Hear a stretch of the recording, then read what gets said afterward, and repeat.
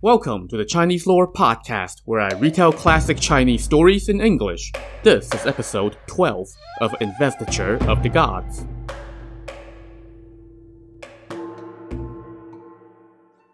Last time, King Zhou realized that he had stepped in it big time by torturing his queen to death, and he figured the best way to silence any grumblings would be to execute his 4 Grand Dukes. After much back and forth with his court ministers, he settled for Ned Starking only 2 of them. A third, Ji Chang, the Grand Duke of the West, was imprisoned for a while before being allowed to go home. But before he could get far, the king was convinced by his sycophant officials to summon Ji Chang back to the capital for execution on account of some ominous divinations that Ji Chang had made about the fate of the dynasty and of the king. After more back and forth between the king and his court officials, this somehow turned into a debate over Ji Chang's divination skills. So, Ji Chang was ordered to predict something more immediate and maybe a little less incendiary than the downfall of a dynasty. And he promptly predicted that the royal ancestral temples would catch on fire at noon the next day. While everyone was holding their breath to see if that prediction would come true, King Zhou and his sycophants were busy rigging the test. On the advice of the sycophants, the king ordered the attendants at the ancestral temples to be extra careful and to put out all the flames. They weren't even allowed to light any incense. The next day, the veteran court officials who had pleaded for Ji Chang's life gathered at the residence of their leader, Huang the Flying Tiger, to await news of Ji Chang's prediction. When noon came, they did not see any flames coming out of the ancestral temples. They were just about to panic when suddenly a huge thunder cracked across the sky, making the earth tremble. Within a minute, an attendant rushed in to tell them that the ancestral temples had indeed caught on fire. Everybody rushed out of Flying Tiger's residence to have a look, and sure enough, the ancestral temples were engulfed in dark smoke, with flames flashing like lightning, and the roar of the fire could be heard all throughout the city. As he watched, Bigan, the second minister, sighed and said, "The ancestral temples are burning. The dynasty will not last long." When word of the fire reached the palace, King Zhou and his 2 sycophant officials were scared out of their minds. "Ji Chang's divination came true," the king said. "What should we do?" The 2 sycophants, Fei Zhong and You Hun, told him, "Ji Chang just got lucky. How can we allow him to return home? If your highness is worried about the officials pushing back, then you just need to do this, and all will be okay in the realm. You'll have no need to worry about the officials." "That's great advice," the king said. Just then, the 7 officials who had spoken up on Ji Chang's behalf the previous day arrived at the palace. Bigan, the second minister, said, "The ancestral temples caught on fire, just as Ji Chang predicted. Please pardon him for speaking the truth." "Since his prediction came true, I will commute his death sentence," King Zhou said. "But I cannot allow him to return home. He will stay in the town of Youli for now. Once the land is at peace, only then will he be allowed to return home." That was good enough for the officials, so they gave their thanks and took their leave. At the palace gate, they told Ji Chang the king's command, and he rejoiced, saying, "This is an immense kindness from the king. How would I ever dare to resist?" Flying Tiger reassured him, "My lord, just stay there for a month or so. When we have an opportunity, we will lobby for the king to release you back to your land. We will not allow you to be kept here for long." So Ji Chang thanked the officials and then bowed in the direction of the throne to thank the king. He then followed his escorts to the nearby town of Youli. His reputation was such that the residents of Youli were all kneeling on the side of the road with wine and sheep to welcome him. They all said, "To have such a sage living here is a boon to us all." And as they welcomed Ji Chang into the town with non-stop cheers and music, the escorts sighed and said, "A sage's heart is like the sun and the moon. It shines upon all the land. Judging by how the civilians are welcoming him, it's obvious that Ji Chang is innocent." In any case, Ji Chang now took up residence/house arrest in the town. He lived there peacefully, and all the people of the town tended to their professions diligently. Since he had plenty of spare time, he dedicated himself to deeper study of divinations, and the whole time, according to the book, he never harbored any ill will toward his king. Someone else, however, had plenty of ill will toward King Zhou. One day, an urgent military report arrived on Flying Tiger's desk.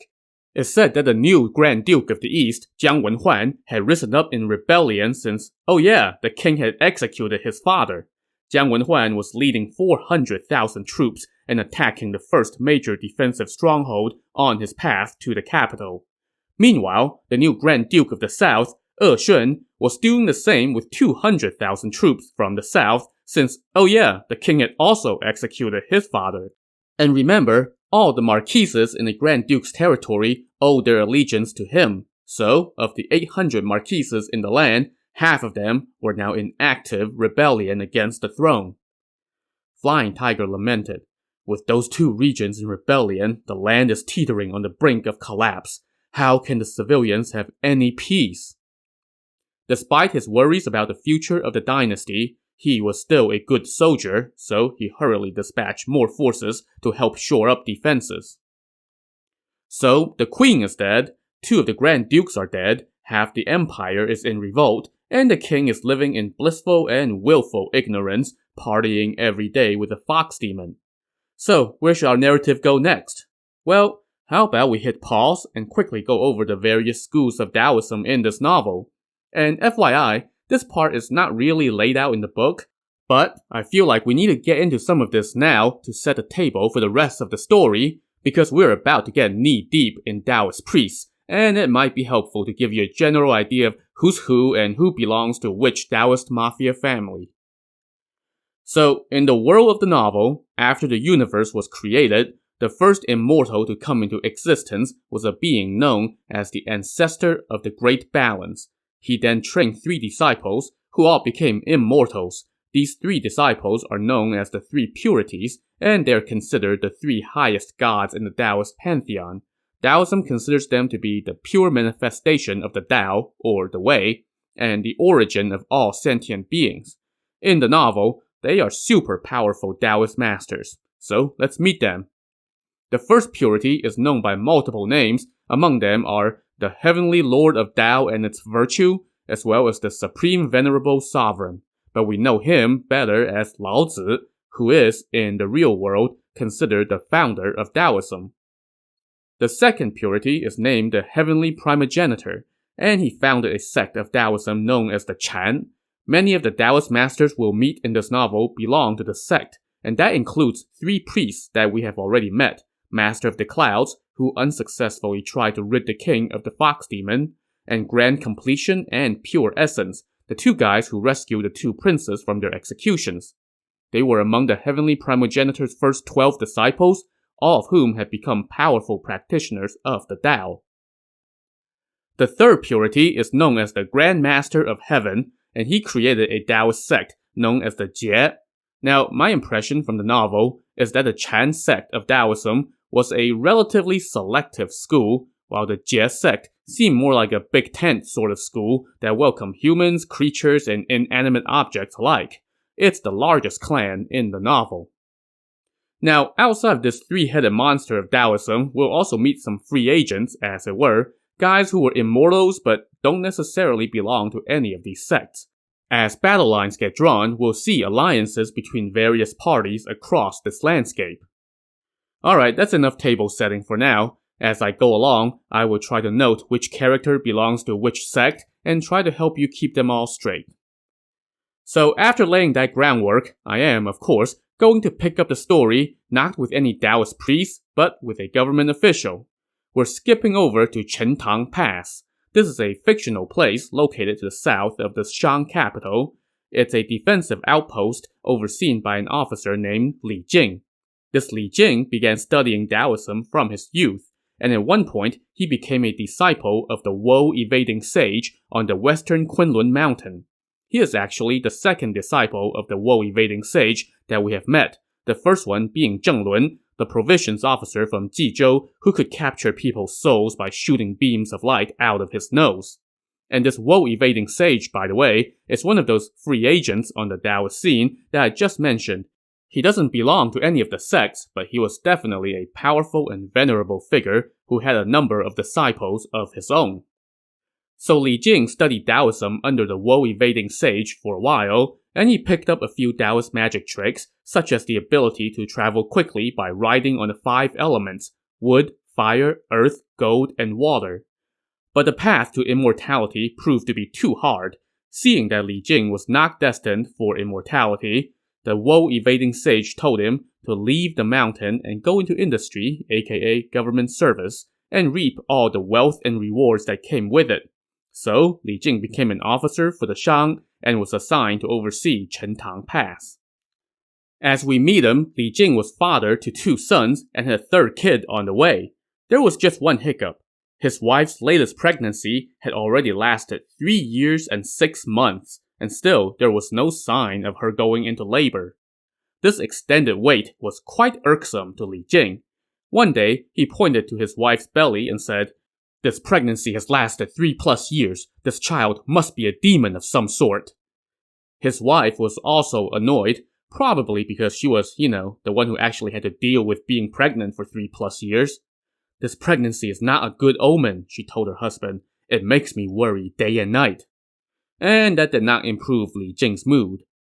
That night, around midnight, Li Jing's wife was sound asleep when suddenly she was roused by a Taoist priest who had his hair tied up in 2 buns and wore a Taoist robe. The priest had casually strolled into her room.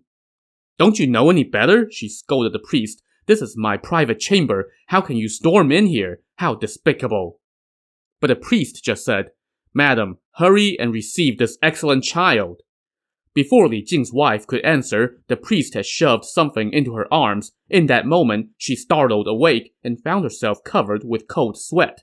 She quickly woke her husband and told him about her dream. But before she finished speaking, she suddenly felt pain in her belly. Could it be? Seeing that his wife might be going into labor, Li Jing sprang into action. He hurriedly got up and left the room. He sat down in the main parlor and waited while his wife did whatever it was that women did during labor. As he sat pondering whether this was a good omen or not, Li Jing was interrupted by 2 attendants who rushed out from the inner quarters and told him, "Your lordship, the lady has given birth to a demon."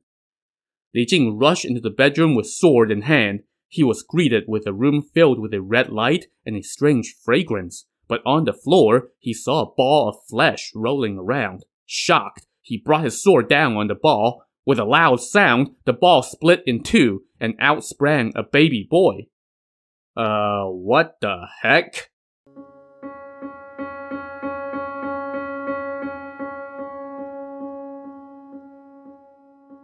Amid the red light, Li Jing saw that the baby had a white, beautiful face. He wore a gold bracelet on his right wrist, and his belly was covered by a piece of red silk that shined with golden light. Now, Li Jing was understandably freaked out by what just transpired, but he stepped forward and took the baby into his arms. He was immediately enchanted with the child and could not bear to kill him as if he were a demon. When he showed the baby to his wife, she too fell in love with the boy.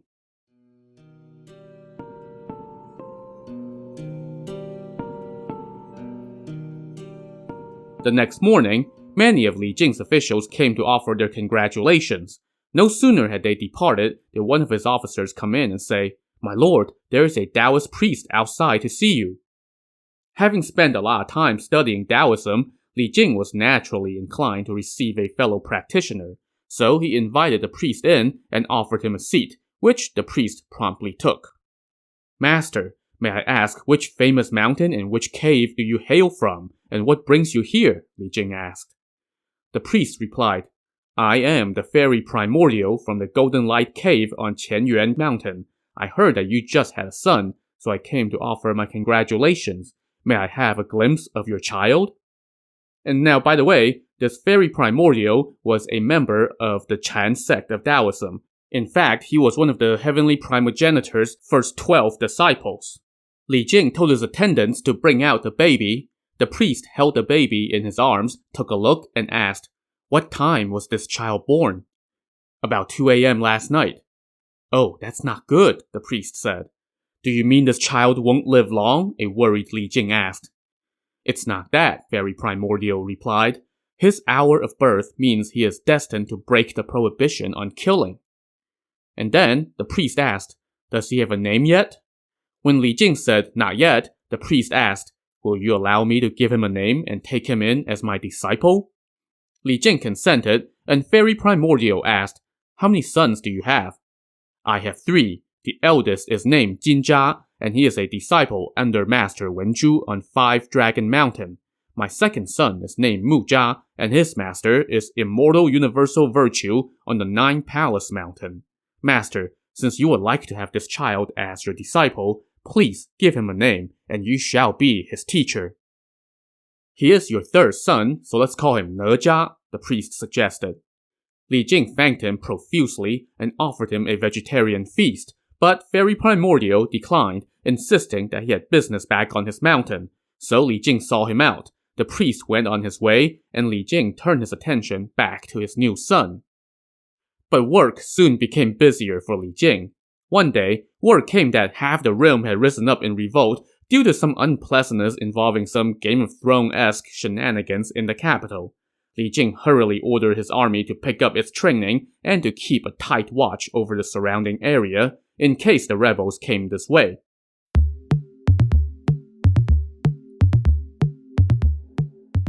Before you knew it, 7 years had passed. Li Jing was busy training his men to defend against the rebellious new Grand Duke of the East, the son of the executed former Grand Duke. Meanwhile, Li Jing's 3rd son, Ne Zha, had grown into a tall boy. One day in the 5th month of that year, the weather was scorching hot. Ne Zha was rather irritated with the heat, so he went to see his mother and said, I would like to go play outside the city for a bit, but I dare not go before informing you. His mother said, my child, you may go play outside the pass if you wish, just bring a bodyguard with you. Don't forget the time, come back soon, before your father returns from his military drills. Ne Zha promised that he would, and then left with a bodyguard. After leaving the pass and walking for less than a mile, he was already soaked through with sweat. He told his guard, go see if those trees up ahead are a good place to find some shade. The bodyguard went on ahead and found the area under the trees to be shady and breezy. He then hurried back and told Ne Zha, Master, it's really cool over there. Ne Zha was delighted and hurried into the woods. He undid his belt and stripped to the waist to cool off. Just then, he saw a blue stream nearby, with its ripples sparkling as the waters ran between the boulders on both banks. Ne Zha walked over to the stream and told the guard, we just left the pass and it's already ridiculously hot. I'm soaked through with sweat. I'm going to take a bath on this boulder. Be careful, master, the guard said. His lordship might be coming home soon. We should go. It's all right, Ne Zha reassured him. He then stripped off the rest of his clothes, sat down on a boulder, and dipped the 7-foot-long piece of silk that he was born with into the water and used it to wash himself. Now, this was no ordinary piece of fabric. This was a magical item called the Sky-Muddling Damask. It was a treasure from the Golden Light Cave, the abode of Ne Zha's Taoist master, Fairy Primordial. And as Ne Zha swished the damask in the stream, it literally made waves. And that stream, as it turns out, was called the 9 Bends River, and it flowed right into the Eastern Sea. And the shock waves from Ne Zha's magic damask shook the sea. Now, just about every body of water, large or small, was overseen by a dragon king of some sort. These guys are typically portrayed as having the body of a human and the head of a dragon, but their true form was that of a Chinese dragon, a long serpentine creature with antlers, teeth, and claws. This particular sea was overseen by a dragon king named Ao Guang. He was the most powerful of the dragon kings and had himself a nice crystal palace at the bottom of the sea. That day, his palace suddenly started to shake, and he asked his attendants, the earth shouldn't be shaking, so why is the palace swaying? He then dispatched one of his yakshas, or nature spirits, to go to the mouth of the river and see what was going on. This yaksha arrived at the 9 Bends River and took a look. He saw red light filling the water, and seated by the water's edge was a young boy using a piece of red damask to wash himself.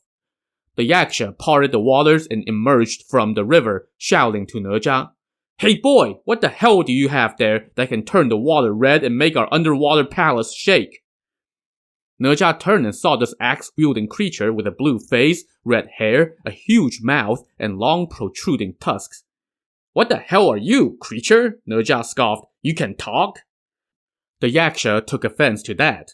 I am a yaksha who patrols the sea on my lord's command, he said. How dare you call me a creature? As he spoke, he leapt onto shore and swung his axe toward Ne Zha's neck. Ne Zha, still naked, sprang to his feet, dodged the fearsome blow, and in one motion removed the golden bracelet from his right wrist and hurled it at the yaksha. Just like the red damask, this golden bracelet was also a treasure from very primordial stash. It was called the Universal Ring. It sailed through the air and hit the yaksha square in his head. The next thing you know, the yaksha lay dead on the bank, with his brains spilling out of his split-open skull.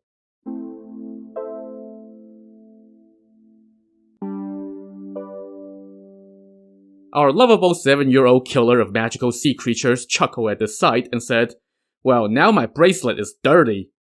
He now sat back down on the boulder and started washing his bracelet in the water, which sent another shockwave into the sea. This time, the Dragon King's palace nearly collapsed. "The yaksha hasn't come back yet, and now we have a second wave," the Dragon King Ao Guang said with alarm. Just then, some of his soldiers rushed in with an urgent report. The yaksha he sent was killed on land by a child. "But that yaksha was appointed to his post by the Jade Emperor of Heaven himself," a stunned Ao Guang said. "Who would dare to kill him?" He then ordered his men to round up an army as he prepared to go have a look for himself. His third son, Ao Bing, asked him why he was so worked up. When Ao Guang told him what happened, Ao Bing said, "Father, rest easy, just let me go capture that boy for you." So Ao Bing rounded up some troops, hopped on his ride, the water-parting beast, grabbed his trident, and left the palace. He glided through the water, parting the waves as he traveled. As he surfaced, he stirred up huge waves. This caught Ne Zha's attention, and he stood up and admired the waves. Just then, he saw Ao Bing approach on his ride, dressed in armor and wielding a trident. "Who killed my yaksha?" Ao Bing shouted. "I did," Ne Zha shot back. "And who the hell are you?" Ao Bing demanded. "I am Ne Zha, the third son of Li Jing, the commander of Chentang Pass. My father is lord of the city. I was just taking a bath to escape the heat when that creature appeared and cursed me for no reason, so I killed him. What's the big deal?" Ao Bing was taken aback. "You scoundrel! That yaksha was appointed by the Jade Emperor himself. You got some gall to kill him, and you still dare to spout nonsense?" As he spoke, Ao Bing stabbed at Ne Zha with his trident. Ne Zha had no weapon in hand, so he quickly took hold of the trident and said, "Hold on, who are you? Let me know your name first." "I am Ao Bing, the third son of the Dragon King of the Eastern Sea." "Ah, so you're Ao Guang's son," Ne Zha said with a laugh. "Don't get too arrogant. If you piss me off, I'll go capture that old eel and skin him." "How dare you!" Ao Bing shouted in anger as he stabbed again. Ne Zha quickly slinged his red damask through the air. It came down on Ao Bing like 1,000 fireballs, knocking him off his ride. Before Ao Bing could get up, Ne Zha stomped forward, stepped on his neck, raised his golden bracelet, and struck Ao Bing on his head. The blow was so powerful that it forced Ao Bing out of the humanoid form that he had assumed, and he reverted back to his true dragon form and lay limp on the bank. "Ah, so I've beaten you back into your real form," Ne Zha said. "I'm gonna rip out your spine and give it to my father for a belt."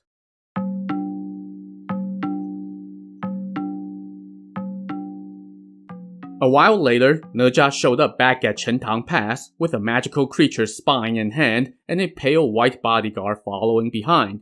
He got cleaned up and went to see his mother. "My son, where did you go? Why are you home so late?" she asked. "Oh, I was just walking around outside the pass and lost track of the time," Ne Zha said. Suspecting nothing, his mother said okay, and Ne Zha went to play in the back garden. Later that day, Li Jing came home after a long day of military drills. He dismissed his attendants, changed, and sat alone in his private quarters, troubled by thoughts of the rebellions that have sprung up because of the king's errant ways.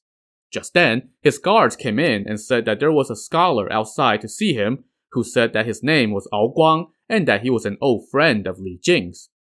Now, Li Jing and Ao Guang were indeed acquaintances since they both ran in those magical circles, so Li Jing was excited by this news. "I haven't seen my friend in many years," he said. "What good fortune that he is here today." He quickly tidied up and invited Ao Guang to the parlor. but he immediately noticed the pissed-off look on Ao Guang's face. Before Li Jing could ask what was wrong, Ao Guang said, "Brother Li, what a good son you have raised." Li Jing smiled and said, "Brother, we haven't met for many years. What great luck it is to meet again today. Why do you speak thus? I only have 3 sons, and they're all disciples under famous Taoist masters. Even though their studies have not yet yielded great results, they're also not the lazy sort. Don't be mistaken." "Brother, you're the one who's mistaken," Ao Guang said. "Your son was taking a bath in the Nine Bends River. I don't know what magic he was using, but he damn near knocked over my palace. I sent a yaksha to investigate, and your son killed my yaksha. Then, my 3rd son went to take a look, and your son killed him too, and even ripped out his spine. How can you claim to not know anything about it?" Oh boy. Just what Li Jing needed at the end of a long day at work, a pissed-off Dragon King demanding justice for his dead and literally spineless son. To see what the fallout will be, tune in to the next episode of the Chinese Lore Podcast. Thanks for listening.